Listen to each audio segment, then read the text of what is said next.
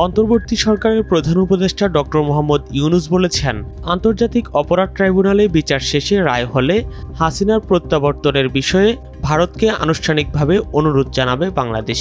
এক্ষেত্রে উভয় দেশের স্বাক্ষরিত একটি আন্তর্জাতিক আইনের কথা উল্লেখ করে তিনি বলেন, ভারত এই আইন মেনে কাজ করতে বাধ্য হবে।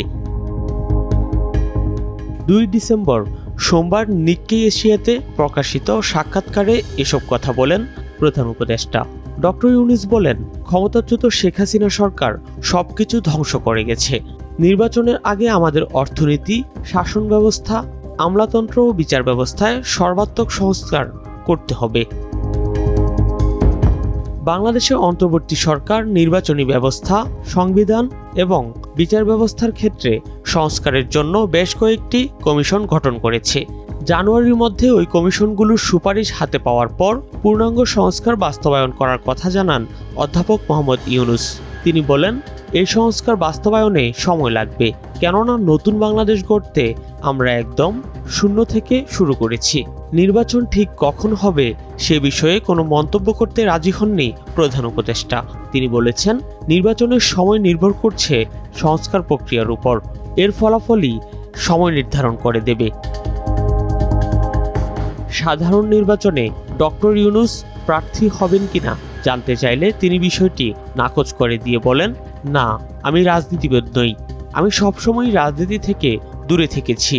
রাষ্ট্রের যেসব ব্যক্তি নীতি নৈতিকতা সমুন্নত রাখেন, নিয়মকানুন মেনে চলেন এবং নিজেকে দুর্নীতিমুক্ত রাখেন, তাদের নির্বাচনে দাঁড়ানো উচিত বলে মনে করেন ডক্টর ইউনূস।